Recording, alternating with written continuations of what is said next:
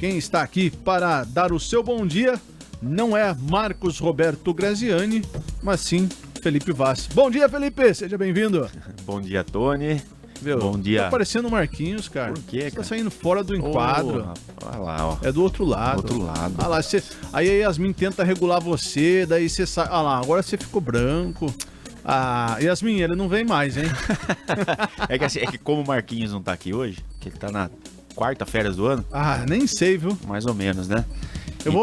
Ficou mais espaçoso, entendeu? Então fiquei mais... ficou mais relaxado aqui e tal. Só que é só queijo, coisas... Cerveja artesanal. Ele tá... difícil, né? Desfrutando lá, né? Mas tá bom. Mas bom dia a todos os ouvintes, o pessoal do Facebook, do YouTube e tudo mais. E também das ondas do rádio, Das ondas do rádio, sem dúvida nenhuma. AM, FM... Você viu, né? Que, eu vi. Que sobrou pra mim. Sobrou. Amplitude modulada, frequência modulada. Eu falei assim, Jean Bordini inventa as coisas aqui da rádio junto com a nossa estagiária Heloísa. Sim. E aí as coisas mais fáceis, o Jean responde. Aí vai lá. A parte técnica, Tony Machado. Sobrou, né? Aí eu quase fiz consulta com os universitários. Viu? Então... Eu vi, né? Porque é um tema difícil de você... Curti, só esqueci de compartilhar, mas eu curti. Traidade isso aí também. Tá bom. Mas é isso daí. Felipe, atmosfera meia conturbada. Chuva de um lado, seca do outro. Já estamos se ouvindo noticiários aqui na nossa região de racionamento de água. E o que temos para falar sobre a nossa atmosfera nessa quarta-feira? Sim, vamos lá. Então, hoje nós vamos falar sobre tempestade solar. Nos últimos dias, nos últimos 10 dias, nós tivemos uma tempestade que foi a maior tempestade considerada dos últimos 20 anos. Então, o que é a tempestade solar? É aquelas paisagens no céu, né? O céu fica rosado, fica verde, fica roxo. Tem um espetáculo de luzes e de cores, né? E lógico, isso só pode ser visto nos extremos da Terra, né? Do planeta. Mas enfim, dessa vez ele foi tão intenso que outras regiões em outros países, vamos dar um exemplo até no México, né? Que está na linha equatorial ali, do Equador. Algumas cidades ali conseguiu ter visualizar algum efeito desse fenômeno, né? É um algo bonito, né? Várias reportagens que eu pude acompanhar.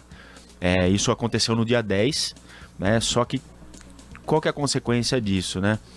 Quando a tempestade ela começa, e principalmente na intensidade que ela tem uma duração aí de mais ou menos 10 anos. Então nós vamos ter 10 anos aí de fortes espetáculos, né? E de fortes aí abatimentos em alguns setores de serviços do planeta Terra.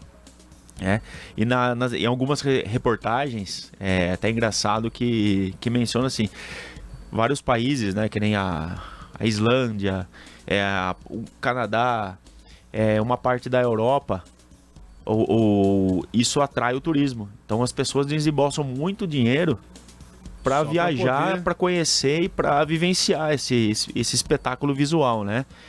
Mas enfim, por trás disso não é só a beleza, né? Tem uma certa interferência. Por quê? Porque a tempestade solar, né, são explosões que acontecem no Sol, né? E ele acaba liberando um campo magnético. E dessa vez aí, por ter sido a maior aí dos últimos 20 anos, ela liberou mais ou menos aí uma onda, né? Um campo magnético 17 vezes maior que a Terra. Então por isso que o impacto foi maior. Que até chegar do Sol na Terra, então ele vem, né? Através de todo o espaço, ele vem numa velocidade tão acelerada, tão brusca, que quando chega na Terra, ele bate de encontro com a atmosfera da Terra, que querendo ou não também é uma certa proteção natural do planeta, né? E acaba se esparramando pelas laterais, pelos polos do nosso planeta, mas mesmo assim acaba ultrapassando, né? Acaba entrando para dentro do planeta.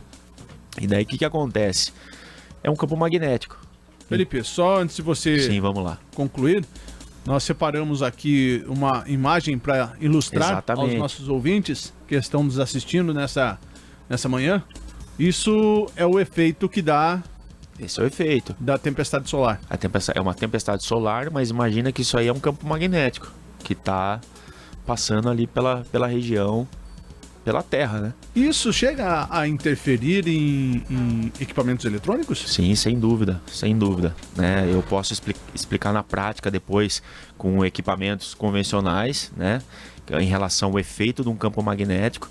Então o que acontece? A Terra, hoje nós temos milhões de satélites rodeando a Terra. Esses satélites são afetados, né? Muito deles, comunicação, né? Então o que acontece? Ele acaba tendo um pico, um colapso ali, ele para de funcionar por algum tempo e depois ele retorna, né? E não só a parte de satélites, a parte de rede elétrica, né? Querendo ou não, é um campo magnético. Então imagina que a rede elétrica ela já tem o seu campo magnético e ainda entra em confronto com outro tipo de campo elétrico, né? Então é um choque de camadas aí De alta campo. tensão. Exatamente. Então, o que acontece? Além disso, satélites que eu posso mencionar, que é o de telecomunicações, é o de georreferência, que é os GPS. Então, vamos dizer assim, certas regiões lá dos Estados Unidos, na parte agrícola, as máquinas hoje lá vão falar que 95% é guiada por GPS. Ela tem lá todo o mapeamento de georreferência e elas trabalham sozinho no campo. Essas máquinas aí também entraram em colapso, ficaram paralisadas por alguns minutos, alguns segundos lá no agro americano, né? Então isso são relatos, são estudos, e isso aí, lógico, o que faz com que... Qual que é o lado bom disso daí? O aumento da tecnologia. Então, por exemplo, quanto mais esse tipo de incidente acontece, mais estudos ocorrerão para ter menores impactos. É lógico que dependendo, como esse foi uma das maiores tempestades dos últimos 20 anos, então ela foi numa proporção maior, né? Então o impacto, consequentemente, foi maior também. Mas o que acontece? Sempre vem melhorando a tecnologia de todos os equipamentos e de todos os sistemas. Você entendeu? Mas, então, comprovado, já temos que isso vai ocorrer com mais frequência. Mais frequência, com muito mais frequência. Então, vai ter alguns picos, né? E é exatamente quando...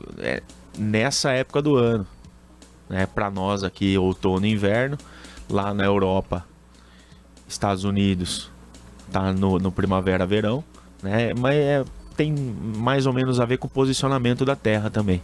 Ela está numa certa forma inclinada, né? Tá se inclinando agora, e que vai dia 20, 21 de junho entra o equinócio solstício, né? Que é o menor dia do ano. Então essas ondas aí, a Terra ela recebe esse impacto aí e joga aí para os polos aí do nosso planeta. Muito interessante o tema que veio à tona hoje, porque às vezes a população acha que é só um efeito da natureza, mas por trás tem todo um histórico e um Exatamente. conteúdo, né? Ele, que nem eu falei na prática, né? Quando a gente fala de campo magnético, vamos falar na prática de uma instalação elétrica, junto com uma instalação elétrica mais uma instalação de telecomunicações. Então, assim, por exemplo, vamos falar uma coisinha pequena. Quando você constrói uma casa, né, por norma, você não pode misturar a parte elétrica, vamos falar iluminação e tomada, com cabeamento de telefone, CFTV, internet. Por quê? Porque a elétrica, ela forma um campo magnético que vai induzir, vai atrapalhar ali a condução da parte de telecomunicações. Por mais que hoje os cabos sejam blindados, por isso que eu falo, existe toda uma tecnologia, um estudo por trás, né? Então vão se melhorando os equipamentos, a infraestrutura, ela vai melhorando, né? Conforme os impactos que vão recebendo. Mas esse é um exemplo pequeno. Então, assim, se numa rede elétrica já tem que separar as modalidades ali, com elétrica e telecomunicações, imagina esse impacto que vem vindo causado por tempestades solares, você entendeu? Então, assim, a Terra, né, hoje a gente tem aí, graças a Deus, uma proteção natural, que ela absorve um pouquinho, ela minimiza um pouco o impacto, mas mesmo assim a gente tem algumas coisas que falham, né?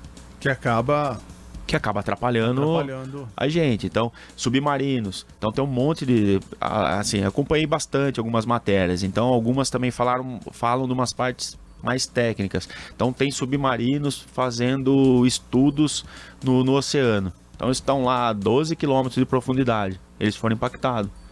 Então, olha a proporção dessa última tempestade. 12 quilômetros abaixo do nível do mar. O submarino foi impactado. Então imagina outra coisa. Imagina uma plataforma de petróleo. Não só a plataforma de petróleo, mas imagina os astronautas que estão embarcados lá no espaço.